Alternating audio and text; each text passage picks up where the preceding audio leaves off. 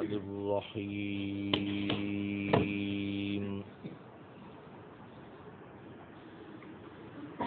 وآتوا اليتامى أموالهم ولا تتبدلوا الخبيث بالطيب ولا تأكلوا أموالهم إلى أموالكم إنه كان حوبا كبيرا۔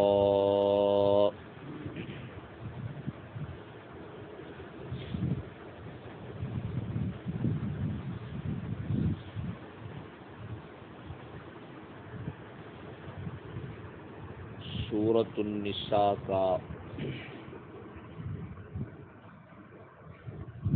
اصلاح معاشرہ کے لیے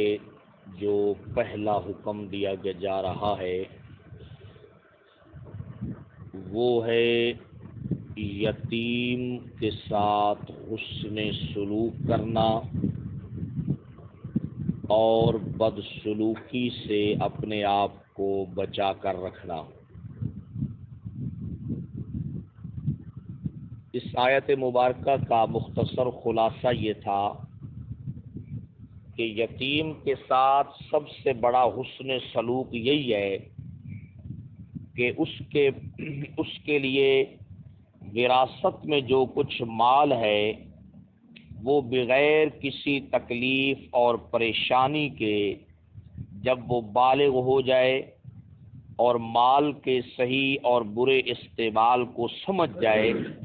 اس کا مال اس کے سپرد کر دیا جائے۔ اور اس دور میں جو عرب معاشرے میں اسلام کے آنے سے پہلے یتیموں کے مال کو کھانے کے جو ہیلے اور بہانے تھے کہ یتیم کا جو اعلیٰ قسم کا اگر مال ہوتا وہ خود لے لیتے اور اس کی جگہ پر جو ردی حصہ ہوتا وہ یتیم کو دے دیتے، اور اسی طرح اپنے مال ان کے مالوں میں شامل کر دیتے، اور جس سے یہ پتہ نہیں چلتا تھا کہ یتیم کا کتنا ہے اور ہمارا کتنا ہے، بس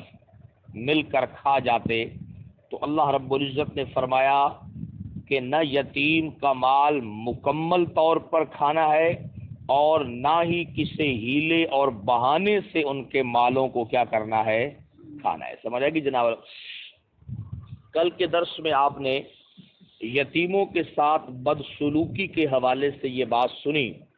کہ اللہ رب العزت نے فرمایا کہ جو یتیم کے ساتھ بدسلوکی کرتا ہے اس کا دوسرا مطلب یہ ہے کہ اس کا قیامت کے دن پر ایمان نہیں ہے۔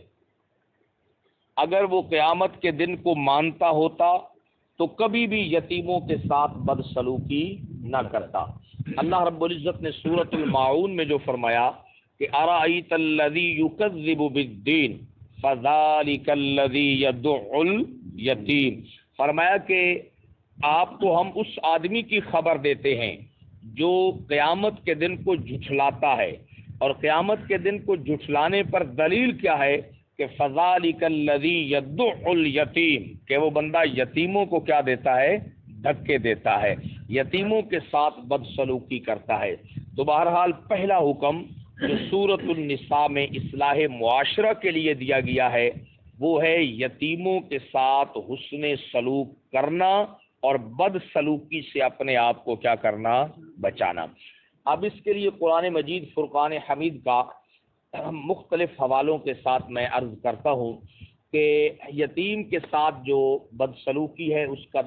تذکرہ تو آپ نے کل سن لیا کہ اس کے دنیاوی نقصانات کیا ہیں اور اخروی نقصانات کیا ہیں۔ یتیم کے ساتھ جو حسن سلوک ہے اس کے حوالے سے اس سے بڑی کوئی اہمیت والی بات نہیں ہو سکتی کہ اللہ رب العزت نے اپنے پیارے حبیب جناب محمد الرسول اللہ صلی اللہ علیہ وسلم کو فرمایا سورۃ الضحیٰ کے اندر کہ فَأَمَّا الْيَتِيمَ فَلَا تَقْهَرْ، فَأَمَّا الْيَتِيمَ فَلَا تَقْهَرْ، کہ اے میرے حبیب اگر یتیم آپ کے پاس آ جائے فلا تقہر، آپ کو بھی اس کو جھڑکنے کی اجازت نہیں ہے۔ حالانکہ یہ تو ہو ہی نہیں سکتا تھا کہ یہ جناب والا بلا وجہ کسی کو جھڑک دینا، بلا وجہ کسی کا منہ جناب والا اس کو جھڑک دینا، یہ تو بد اخلاقی کے زمرے کے اندر آتا ہے۔ بد اخلاقی اور اللہ کے حبیب ان دونوں چیزوں کا تو آپس میں کوئی جوڑ ہی نہیں ہے، لیکن اس کے باوجود پھر اللہ نے خاص طور پر اپنے حبیب سے فرمایا فَأَمَّا الْيَتِيمَ فَلَا تَقْهَرْ، کہ اے میرے حبیب یتیم کو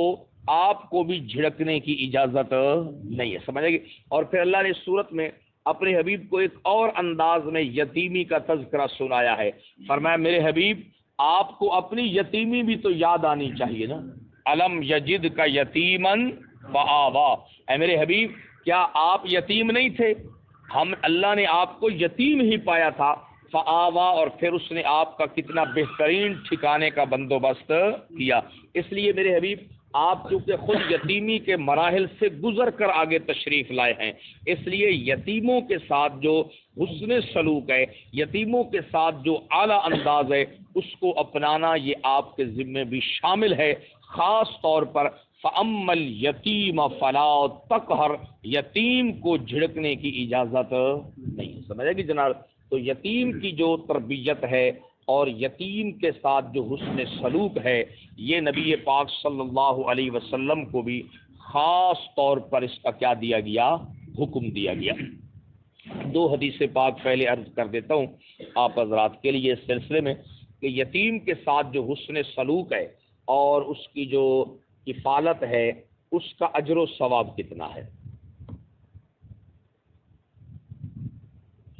یہ بخاری میں امام بخاری رحمہ اللہ نے باقاعدہ اوپر جو عنوان دیا ہے وہ یہی ہے، باب فضل من یعول یتیمن، اس آدمی کی فضیلت کا بیان جو یتیم کی پرورش کرتا ہے، جو یتیم کی کیا کرتا ہے؟ پرورش کرتا ہے، سمجھا کہ جناب؟ یہ حضرت سہل بن سعد الساعدی رضی اللہ تعالیٰ عنہ سے روایت ہے، عن النبی صلی اللہ علیہ وسلم، نبی پاک صلی اللہ علیہ وسلم سے روایت کرتے ہیں، قالا، آپ نے ارشاد فرمایا، انا،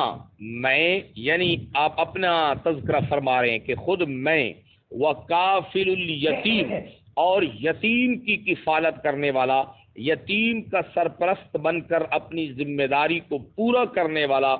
میں اور وہ آدمی، فی الجنت ہاکذا، جنت میں اس طرح ہوں گے، جنت میں کیا ہے؟ اس طرح ہوں گے۔ اس کا مطلب کیا ہوتا ہے؟ یہ نبی پاک صلی اللہ علیہ وسلم کا خاص اشارہ تھا، سمجھا کہ قیامت کے حوالے سے بھی آپ نے جہاں پر اپنی ختم نبوت کے تذکرے میں احادیث سے مبارکہ بیان کی ہے تو آپ نے فرمایا کہ جس طرح یہ دو انگلیاں ملی ہوئی ہیں، ان کے درمیان کوئی انگلی نہیں ہے، میرے اور قیامت کے درمیان اب کوئی نیا نبی نہیں ہے۔ اس کا کیا مطلب ہے؟ کہ اب میرے بعد قیامت نے آنا ہے، میرے بعد کس نے آنا ہے؟ قیامت نے آنا ہے، کوئی نیا نبی آ سکتا نہیں ہے۔ اسی طرح یہ آپ کا جو ارشاد ہے اس کا بھی یہی مطلب ہے کہ آپ نے فرمایا کہ جس طرح ان دو انگلیوں کے درمیان فاصلہ نہیں ہے اور یہ دو انگلیاں آپس میں قریب قریب ہیں، جو یتیم کا سرپرست بن کر اس کی ذمہ داری جو کفالت والی ہے اس کو پورا کرنے والا ہے، تو جنت میں میرے اور اس کے درمیان بھی کوئی فاصلہ نہیں ہوگا، سمجھا کہ جناب؟ وہ لوگ کیا ہوں گے؟ میرے قریب ہوں گے، سمجھا کہ جناب؟ یہ اشارہ ہے قربت کے اندر جناب والا کہ میں اور وہ جنت میں کیا ہوں گے؟ بالکل قریب قریب ہوں گے جناب والا، میرے اور ان کے درمیان اتنا فاصلہ نہیں ہوگا۔ تو اس سے بڑی اور کیا فضیلت ہو سکتی ہے؟ تو بہرحال یہ جو یتیمی کا معاملہ ہے، اب کوئی انسان خوشی کے ساتھ تو یتیم کی پرورش کو اپنے ذمہ نہیں لیتا، یہ اللہ کی طرف سے معاملہ بنتا ہے کہ گھر کے اندر کوئی آدمی چلا جائے اور اس کے چھوٹے بچے رہ جائیں اور پھر ان کی جناب والا کفالت کا معاملہ اس کے سپرد لگ جائے جناب والا، تو اللہ کی طرف سے معاملہ ہے، اللہ کا حکم سمجھ کر جو اس کا ذمہ دار بن کر کما حق ہو اس ذمہ داری کو پورا کرے گا، تو چونکہ کام بڑا مشکل ہے اس لیے اللہ کی طرف سے اجر بھی کیا ہے؟ بہت بڑا ہے، سمجھا گی؟ اللہ کیوں؟ آپ دیکھیں نا جو ابھی حکم چل رہا ہے مال کے حوالے سے خاص طور پر، پھر اس سے اگلی متصل آیت میں یتیم لڑکیوں کا تذکرہ آ رہا ہے کہ یتیم لڑکیوں کے ساتھ نکاح کے حوالے سے لوگ بڑی زیادتیاں کیا کرتے تھے، وَآتُوا الْيَتَامَى، اس سے آگے الفاظ آ رہے ہیں کہ یتیموں و ان خفتم اللہ تقسطوا فی الیتامی، یتیم لڑکیوں کے ساتھ نکاح کے بارے میں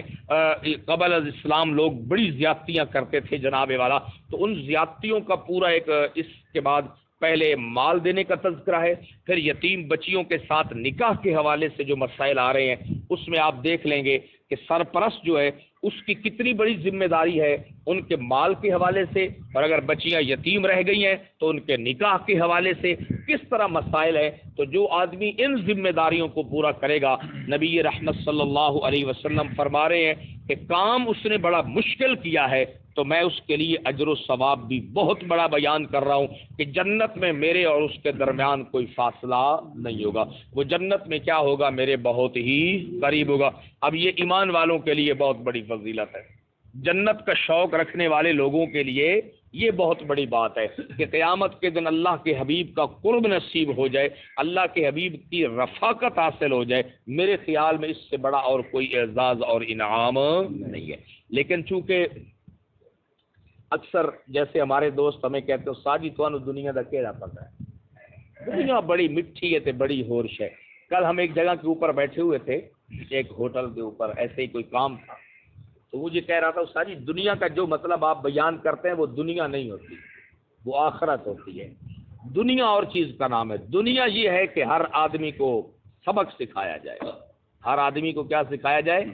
یہ دنیا ہے۔ جو تم پھونک پھونک کے قدم رکھتے ہو یہ تو دنیا نہیں، یہ تو آخرت ہے، سمجھ آئے گی جناب۔